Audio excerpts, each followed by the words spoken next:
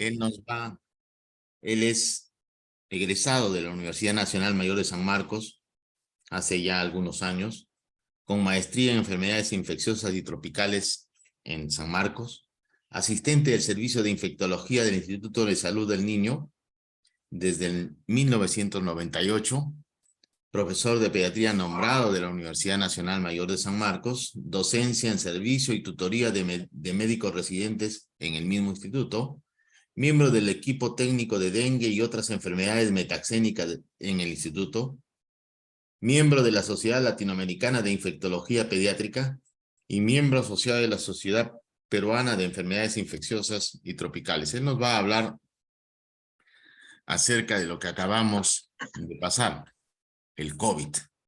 Gracias, doctor. Muy buenas noches. Muchas gracias, doctor Vela, por la presentación. Estimados participantes, también muy buenas noches, sobre todo por acompañarnos en una hora un poquito difícil. Así que vamos a dar inicio en este momento a la exposición que corresponde a mi tema. Esperemos de que se pueda visualizar mi pantalla en este momento. Le rogaría, por favor, que lo confirme si se puede ver. Sí está. Muy bien. Entonces, el tema que vamos a desarrollar es justamente sobre la pandemia COVID en pediatría y su impacto en la población infantil en nuestro país.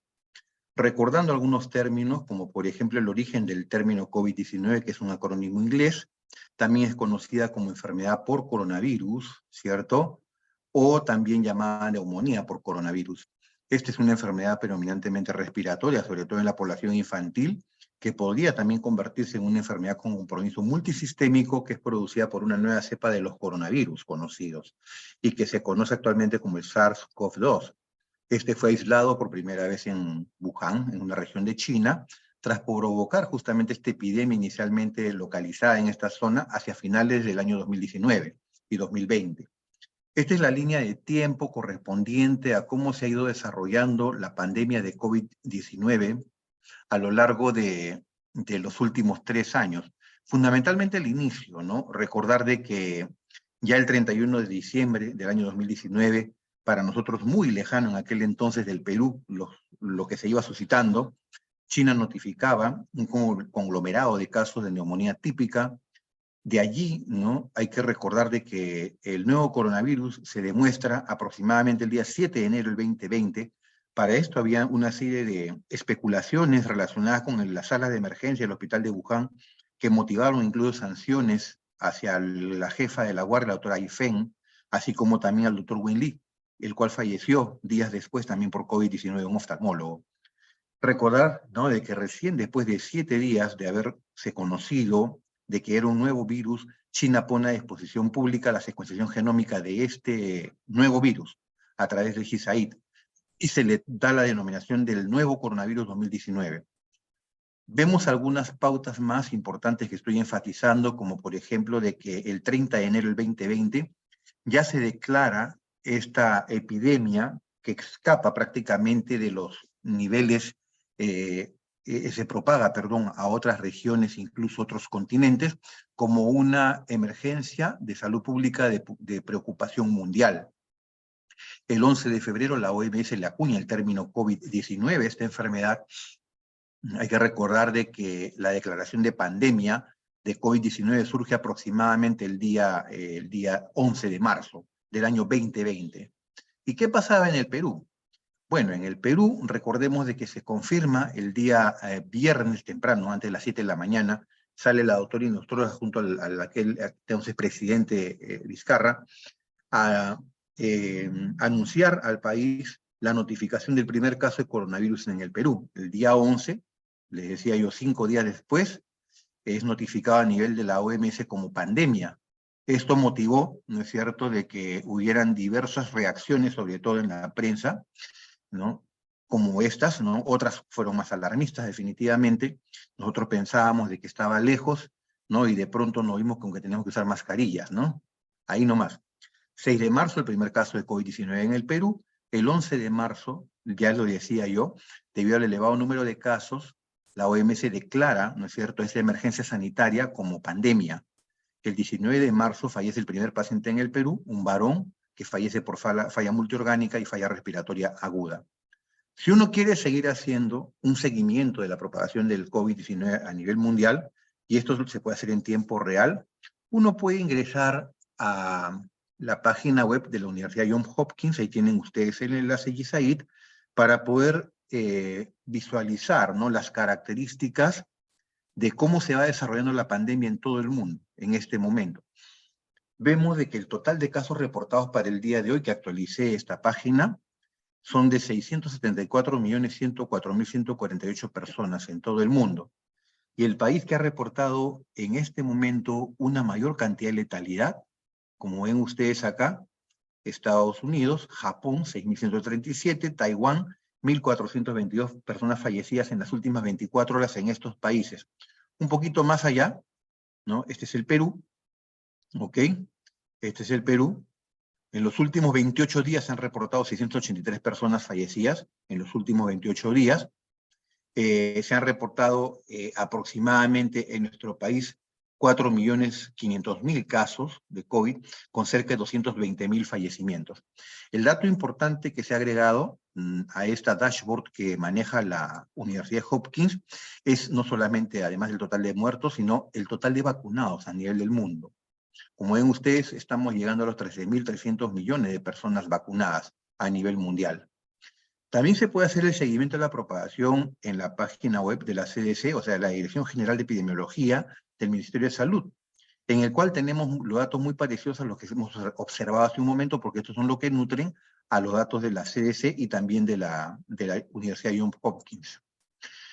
Solamente para recordar algo breve, porque el tiempo es corto, de que el virus SARS-CoV-2 es un virus ARN, tiene una envoltura exterior, no es segmentado, es monocatenario en un sentido positivo, lo que contiene, como le mencionaba, valga la redundancia, es ARN, la proteína exterior, o en todo caso digamos, capa protectora, contiene una proteína importantísima para que interactúe con los receptores ECA2 de las células que lo poseen, que es la proteína S o proteína Spike, que es justamente la que puede mutar solamente por cambio de ciertos aminoácidos, ¿no? Y esto genera las llamadas variantes del COVID-19. Esto vamos a pasarlo. Para recordar, esto sí es importante, ¿no? Las variantes SARS-CoV-2, ¿cómo nace una variante vírica? Esta es la cepa original. Acá tenemos el mensaje genético del ARN mensajero o genómico del virus SARS-CoV-2.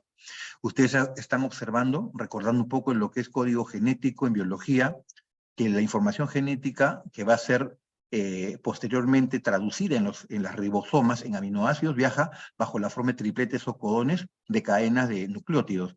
Entonces aquí tenemos, por ejemplo, citosina, citosina, citosina, que está codificando la prolina. Adenina, citosina, uracilo, la treonina, y así sucesivamente. Y basta con el cambio, como ven ustedes acá, basta con el cambio solamente de una base nitrogenada, como ven ustedes acá, está cambiando, en este caso, la adenina por la citosina, y forma un nuevo triplete que ya no va a ser adenina, adenina, uracilo, que codifica la asparagina, sino en este ejemplo, adenina, citosina, uracilo, que codifica la treonina, ¿no? Para que se produzca perdón, acá, a este nivel. Está cambiando la adenina por uracilo. Entonces, la asparagina era codificada por este triplete. Este nuevo triplete formado por UAU, uracilo, adenina, uracilo, ingresa una tirosina y cambia por completo la cadena de AR, en este caso la cadena polipeptídica. Y esto es lo que se genera, esto es lo que genera la variante de COVID-19. Conocemos diversas variantes y subvariantes, incluso sublinajes. Desde los albores, ¿no es cierto? Parece lejano, pero es hace 3 años aproximadamente, que se empiezan a tipificar las variantes de COVID-19, aparte del linaje original, o sea, el linaje Wuhan, que fue el primero, ¿no? Y también el linaje Beijing, que aparece en China, que son los originarios. Aparece la variante B117, también denominada ya por la OMS posteriormente alfa, la variante beta en Sudáfrica, la variante gamma de Brasil, el P1, y en la India, ¿no?, la variante hindú, que se conoce como la variante delta. ¿Qué características tienen estas mutaciones? Las mutaciones lo que le dan como característica es evadir la respuesta inmune, mecanismos de evasión que hacen que cada vez más las vacunas que se puedan ir produciendo sean menos inmunogénicas frente a estas nuevas cepas. En Sudáfrica, hacia noviembre del año 2021, aparece la variante Omicron, que es la predominante en este momento, y sus subvariantes. El BA2, por ejemplo, en este momento tenemos en el Perú BA5, ¿no?, que ha sido la que prácticamente ha cerrado la quinta ola de la pandemia del COVID hace algunos días. Muy bien. Con respecto a la incidencia en niños, China 2%, Reino Unido 2%, en Perú 4.3% según la Dirección General de Epidemiología. La infección en los niños en general es poco común y cuando se da es generalmente leve, en el 90% de los casos de los pacientes pediátricos. En los pacientes sintomáticos, el cuadro puede variar desde un cuadro febril leve, muy parecido a una infección de vías respiratorias altas en pediatría, que se puede acompañar, dependiendo lógicamente de la severidad con que se presente esta enfermedad, dolor de garganta, puede aparecer también tos, o puede aparecer también dificultad para respirar, o un cuadro de neumonía, que se puede establecer sobre todo en inmunocomprometidos.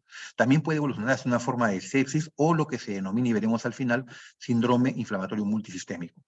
Lamentablemente, el Perú es el país que tiene la mayor tasa de letalidad en pediatría, en general, en niños. En menores de 10 años han fallecido 989 niños desde que se inició la primera ola y 398 adolescentes. Es decir, desde que comenzó la pandemia en nuestro país hasta el cierre de la quinta ola, han fallecido 1.387 niños menores de 18 años. Esto lo podemos ver acá. Acá tenemos las olas, ¿no? Primera ola, con la letalidad o defunciones, indudablemente la mayor letalidad, fíjese, 36% se da en adultos mayores, ¿ok? Prácticamente estamos hablando de cerca de 72 veces más que un joven de 18 a 29 años, igual en la segunda ola 36.86, pero fíjense cómo baja drásticamente porque recuerden que la tercera ola comienza el 24 de octubre del 2021 al 18 de junio del 2022. Ya se estaba vacunando desde marzo, porque febrero comenzaron con el personal de salud del año 21, ya se estaba vacunando ya desde marzo del 2022 a las personas con comorbilidades y 60 más años. Ya para ese entonces, estamos hablando en octubre, ya se estaba vacunando también a los adolescentes, sobre todo con comorbilidades para el COVID-19. Entonces, fíjense ustedes cómo cambia drásticamente la letalidad, ¿no? Eso es importante observar. De 36.86% baja en la tercera ola 5.7% la letalidad en COVID. Y luego en la cuarta ola 3.66%. Bueno, definitivamente en pediatría se manejaron letalidades bastante bajas. Sin embargo, también es importante enfatizar la importancia de la vacunación en la población pediátrica. Adolescentes, por ejemplo, que comienzan en noviembre del 2021 a vacunarse. Fíjense ustedes cómo aparecen 148 fallecidos en la primera ola, que es de marzo a octubre del 2020. La segunda ola fallecen más incluso. Primero de noviembre del 2020 al 23 de octubre del 2021, 187. Tercera ola, estamos hablando de 24 de octubre del 2021 al 18 de julio del 2022, estamos hablando de 57. Fíjese cómo baja, ¿no? Por la vacunación. Y en la cuarta ola, 6. Aún estoy esperando el consolidado, no lo tenemos el consolidado total porque hace prácticamente 5 días se ha declarado el cierre de la quinta ola, el consolidado de esta última ola, que es mucho menor la letalidad felizmente en adolescentes y en niños. 437 niños menores de 11 años, 373, 157, y recuerden de que ellos han sido el último grupo en comenzarse a vacunar, ¿cierto? O sea, los menores de 11 años. Incluso los lactantes recién se han empezado a vacunar a partir de septiembre, octubre del año pasado. Ya cayeron, 24, ¿no es cierto? Entonces vemos la importancia de la vacunación, de la inclusión de la vacuna como principal medida preventiva en COVID-19. ¿Y por qué esta enfermedad? Porque esta enfermedad, o sea, COVID-19, es menos grave en los pacientes pediátricos. Hay una serie de especulaciones. Algunas que están basadas obviamente en evidencias científicas, otras de repente pueden sonar a que tienen menor evidencia. Tendencia, por ejemplo, a tener una menor funcionalidad de los receptores ECA2. Indudablemente el adulto tiene más, y más aún el adulto con comorbilidad.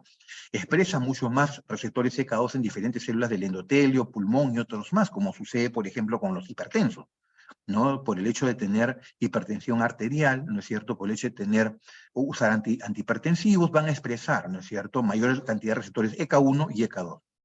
La menor expresión del epitelio nasal, justamente de ECA2 en poblaciones pediátricas. Protección cruzada, o sea, los niños, como ustedes saben, se enferman a cada rato de virus respiratorios. Esta puede haber una protección cruzada con otros coronavirus. Una interferencia por competencia con otros virus respiratorios y la respuesta viral innata. Definitivamente, en pacientes pediátricos, la respuesta por medio de los interferones, ¿no es cierto?, es mucho más vigorosa que en el adulto.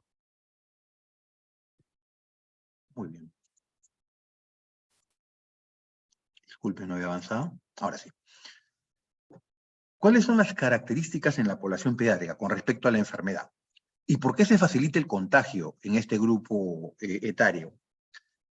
Por una parte, se ha constatado que los niños van a expulsar o eliminar de manera más prolongada los virus no solamente el COVID, sino los diferentes virus respiratorios y digestivos, ¿ya? Y sobre todo con síntomas leves, que en los adultos.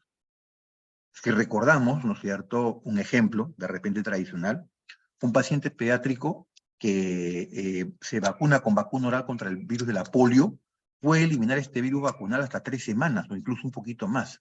De repente, si el adulto la recibe por la vacunación previa que tiene, va a ser menor. Otro punto importante es que los pacientes pequeños no controlan excretas, no controlan secreciones. Los niños menores de 5 años babean con frecuencia, los menores de 2 o 3 incluso no controlan bien esfínteres. Lo otro es la incapacidad por el tema de la edad, sobre todo en el grupo de los preescolares, para adoptar medidas de higiene personal efectivas. Otro punto importante en pediatría a resaltar es la dificultad para mantener mascarillas sobre boca y nariz. La dificultad para controlar desplazamientos, sobre todo en la casa, ¿no? Y que permanezcan quietos. Esto imposibilita control de contactos, perdón. Y también la tendencia de los niños a compartir juguetes que muchas veces están chupados, ¿no? Entre ellos. ¿Cuáles son las manifestaciones clínicas de COVID-19? Como les mencionaba, 8 de cada 10 niños puede de repente que frente a una infección no hagan síntomas. Es muy probable que muchos de los niños que convivieron con los adultos que enfermaron e incluso fallecieron con COVID también hayan estado expuestos al virus, han infectado pero no se han enfermado. En los niños, ¿qué es lo que se presenta con frecuencia? Fundamentalmente indistinguible de una infección respiratoria de vías aéreas superiores. El niño puede tener tos, coriza y también fiebre. Sin embargo, además de la coriza, puede acompañarse rinorrea y estornudos, puede haber efectivamente hiposmia también, ¿no? O disgeusias, dolor de garganta. El niño, cuanto más grande, puede expresar de repente sentir que le falta el aire, puede aparecer una erupción también cutánea en el paciente, cuyas lesiones elementales pueden ser de diferente tipo, como lo veremos luego. La diarrea es otro dato importante, sobre todo en la población pediátrica, así como también dolor abdominal, náuseas y vómitos. Quiere decir que los niños pueden expresar manifestaciones del aparato gastrointestinal, cansancio o astenia, cefalea, dolor muscular, poco apetito, ¿no? Y si son lactantes pequeños, una mala alimentación. Didácticamente, el COVID-19 se puede, digamos, clasificar, ¿no?, en cuanto a la presentación clínica, en 4 formas clínicas o variantes, o fenotipos, ¿no? Una es enfermedad leve, moderada, grave y finalmente la crítica. A rescatar de cada uno de ellos. La enfermedad leve, infección de vía respiratoria superior, dolor abdominal, diarreas, ¿ya? Es todo paciente que se ajusta a la definición de casos sospechosos, que es lo que he mencionado, no tiene hipoxia, no hay neumonía viral, no requiere internamiento. Enfermedad leve. Moderada, son pacientes que presentan signos de neumonía. Puede haber fiebre, tos, disnea, puede haber sibilancias. Hay muchos niños de repente que no tienen muchas manifestaciones, sobre todo los niños con comorbilidades, ¿no es cierto? Pero su TEN o su radiografía de tórax revelan lesiones pulmonares, por lo cual se considera como COVID moderado. El COVID grave es un paciente que presenta una neumonía grave, hay disnea con quejido, tiraje, hay una saturación permanentemente baja, que muchas veces mejora muy poco con la administración de oxígeno con máscara de reservorio, y se tiene que recurrir al CPAP para ellos, ¿no? O eventualmente a la ventilación mecánica, incapacidad para beber, aletargados u otros más. Y en la enfermedad crítica es un paciente que tiene un rápido deterioro, generalmente en los primeros 7 días, ¿no?, con caída del PAFI, ¿no es cierto?, también con alteraciones de la saturación frente a la fracción inspiratoria de oxígeno, lo cual hace que desarrolle un síndrome de dificultad respiratoria aguda pediátrica severa. O también criterios de sepsis, ¿no es cierto?, o shock séptico parecido a los pacientes con sepsis gram positivo, ya sea por estafilococo aureus o estreptococo beta hemolítico. El paciente con enfermedad crítica ya no solamente hace lesión respiratoria, o en todo caso pulmonar, puede hacer también lesión miocárdica, falla cardíaca, problemas de coagulación, lesión renal y también disfunción orgánica múltiple. ¿Qué pacientes son los que han tenido riesgo para hacer este tipo de problemas de los que han estado hospitalizados en los diferentes nosocomios de Lima? Rebagliati, Almenara, Niño San Borja, Niño Breña y otros más. Lactantes pequeños, cardiópatas congénitos, asmáticos, pacientes con fibrosis quística, enfermedades neuromusculares, desnutridos severos, complejidad médica, hemoglobinopatías, pacientes con VIH, ¿no? Lamentablemente no hemos tenido pacientes que han hecho cuadro de COVID severo con VIH. Ellos están dentro de lo que es inmunodeficiencia, terapia inmunosupresora, obesidad y otros más. Aquí les presento una diapositiva con las manifestaciones cutáneas características en niños con COVID-19. Hay pacientes que pueden hacer a nivel de la piel lívido reticularis, otros pueden hacer exantemas no confluentes o como en este caso, una erupción máculo o papuloeritematosa confluente, las formas urticariformes que nos recuerdan un poco a las lesiones por micoplasma, por ejemplo, por herpes, o también por urticaria en mayores que son alimentarias, lesiones sacrales tipo sabañones con gran dolor de las articulaciones distales. Para el diagnóstico, establecemos también de manera didáctica el trípode considerado, ¿no es cierto?, criterio clínico, epidemiológico de laboratorio. Primero, que tenga un cuadro clínico compatible. Ese es el enfoque sindrómico en las enfermedades infecciosas. Además, que tenga contacto con personas con sospecha o confirmación diagnóstica de SARS-CoV-2, con sospecha clínica o confirmación diagnóstica. Y el resultado de pruebas diagnósticas en el paciente pediátrico. Indudablemente, la más importante, porque detecta también asintomáticos, es la prueba molecular, que sigue teniendo gran vigencia hasta la actualidad. Lo que pasa es que es costosa. Se obtiene en nasofaringe y se puede tomar hasta 14 días después de iniciar las manifestaciones, o también se puede tomar en pacientes asintomáticos, contactos de pacientes con SARS-CoV-2.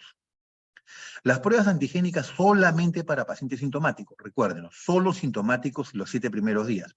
Detecta antígeno de SARS-CoV-2 y es una prueba rápida que sale prácticamente, incluso hasta en 15 minutos, uno se la practica en casa, ¿no? O sea, sale rápido. Ya venden kits, ¿no es cierto?, que se pueden realizar en domicilio. En diagnóstico por imágenes tenemos radiografías compatibles, la TEM, sobre todo que nos permite hacer la clasificación CORATS, que es la actualmente utilizada, ecografía pulmonar. Un punto aparte, la prueba de anticuerpos. Hay que recordar que la prueba de anticuerpos, que fue con la que se inició en nuestro país el diagnóstico de COVID, podría, digo yo, ¿no?, en condicional tener un papel útil para detectar infección previa por SARS-CoV-2, pero solo si se usa a partir de las 2 semanas posteriores al inicio de las manifestaciones. Por tanto, estas pruebas no son útiles para detectar infección aguda. Acá tenemos un gráfico que resume lo anterior. El día 0, inicio de las manifestaciones, los test de antígenos virales entre menos más una semana de haber iniciado los síntomas van a ser positivos. La PCR, por reacción cadena polimerasa, ¿no?, que es de tipo cualitativa, vemos que se puede detectar hasta la 2, tercera semana. Incluso, ¿no es cierto?, se puede hacer aquí una, digamos, una precisión mayor, ¿no es cierto?, con lo que se denomina el contagio de revoluciones o el CT, que me permite a mí ver la cantidad de virus que se pueda encontrar, siendo menor la cantidad del CT, cuanto más cercano sea el inicio de los síntomas, y mayor cuanto más alejado esté. Entonces, si yo tengo un paciente que tiene prueba molecular positiva y el CT le sale, por ejemplo, en 18, es muy probable que esté contagiando mucho.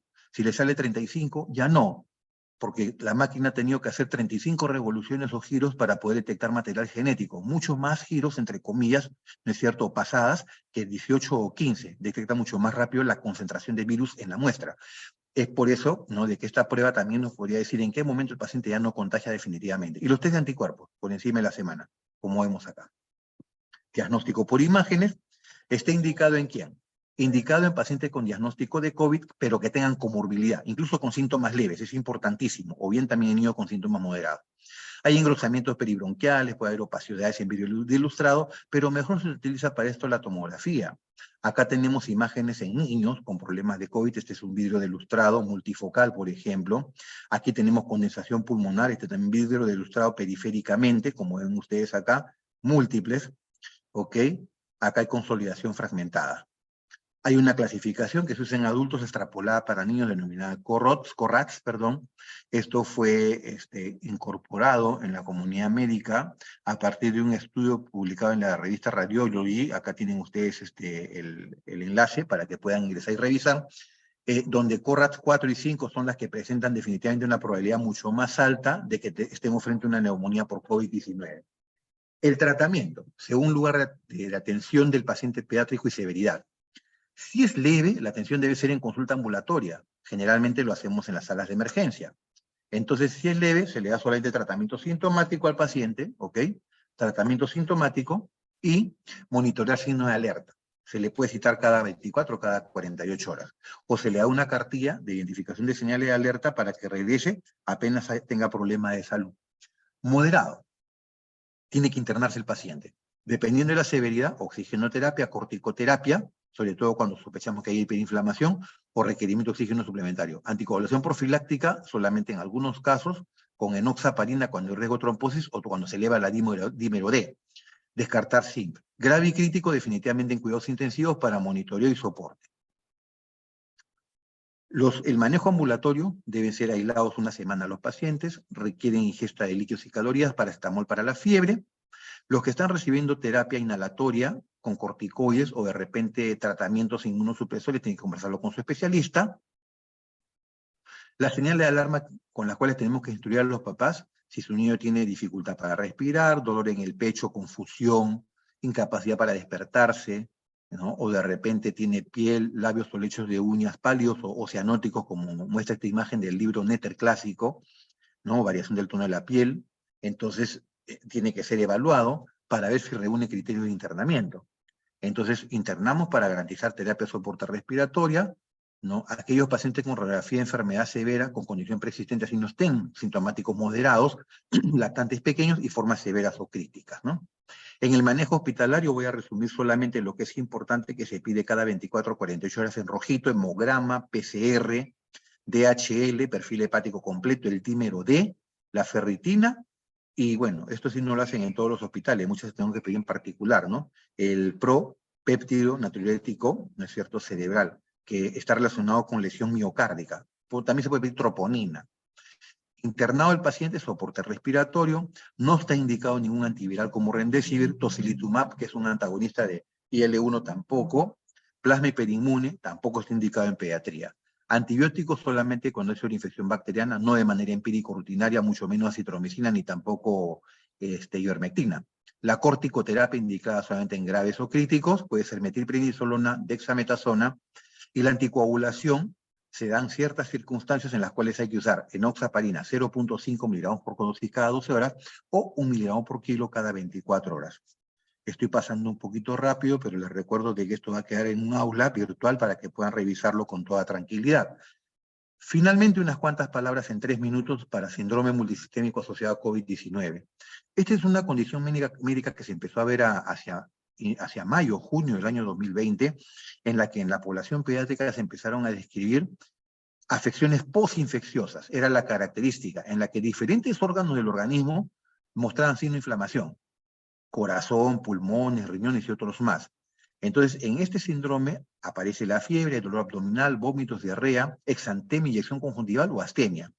Los mayores de 8 años se presentaron, sobre todo en la serie de casos reportados, por ejemplo, en Gran Bretaña, en Francia, España, en Estados Unidos, manifestaciones clínicas semejantes a shock, sobre todo por gram positivos, compromiso cardíaco, o sea, miocarditis con elevación de troponinas, ¿no?, con elevación de CKMB y también con elevación de la ProBNP, o sea, el péptido natriurético cerebral.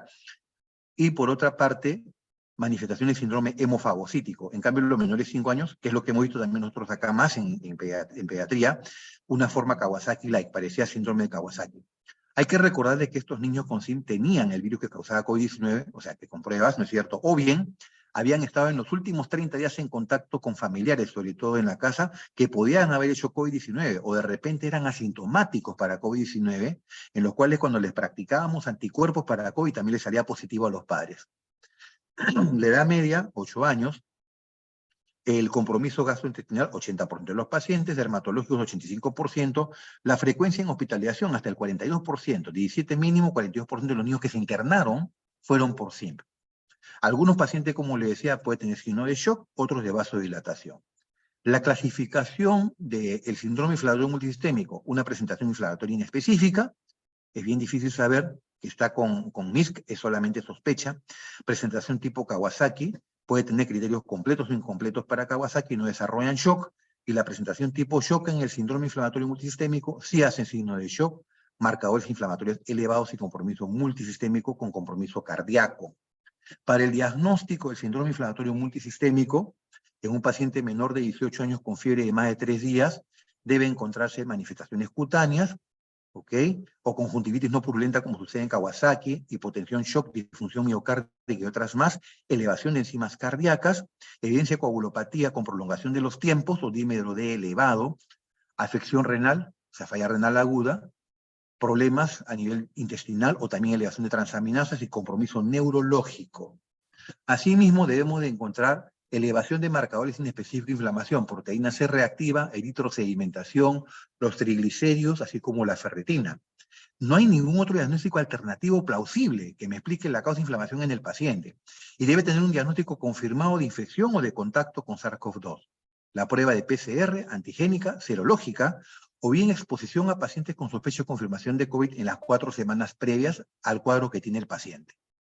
Hay estudios complementarios, el ecocardiograma que demuestra derrame pericárdico, electrocardiograma miocarditis. No se practica generalmente resonancia magnética en los pequeños para ver problemas de miocarditis, aneurismas coronarios y falla, en este caso, valvular. Si es un paciente con presentación inespecífica, el tratamiento debe ser internado siempre en salas de pediatría, pedirle exámenes basales y solamente sintomático, bajar la fiebre, etc. Si es tipo Kawasaki, tiene que administrarse sí o sí inmunoglobulina intravenosa, corticoterapia, terapia anticoagulante, ¿no? Con ácido acetil salicílico para antiplaquetario, anticoagulante enoxaparina, manejo de compromiso cardíaco junto con cardiología y exámenes basales y complementarios semejantes a los que les mostré en COVID-19. Y de este tipo shock tiene que pasar directamente a UCI el paciente porque se tiene que manejar vasoactivos, además de la terapia anteriormente mencionada. Muy bien. Finalmente esta diapositiva, me disculpa doctor, solo un minuto más he tomado. La vacunación es la más efectiva de todas. Actualmente se recomienda, sobre todo en ambientes hospitalarios, centros de salud y facultativo en espacios cerrados, el uso de doble mascarilla o respirador KN95. La ventilación hay que asegurar de todas maneras que los salones de clase, los medios de transporte tengan ventilación natural, manteniendo ventanas abiertas, y aún se debe recomendar a los pacientes con comorbilidad, así estén vacunados con 4 o 5 dosis, mantener por lo menos 1 metro de distancia de otras personas y 1.5 donde no se puede asegurar el uso permanente de las mascarillas. Muy bien, con esta última diapositiva he terminado la exposición. Este es mi servicio. Estamos cumpliendo este año prácticamente 80 años, ¿no?, de haber sido inaugurado. Se me fue la imagen, ahí está. Año 39, por ahí va el cambio para el año 2023. Le agradezco su atención a cada uno de ustedes. Estimado doctor Vela, gracias también Muchas gracias. a usted, ¿ya? Muchas gracias, doctor. Bueno.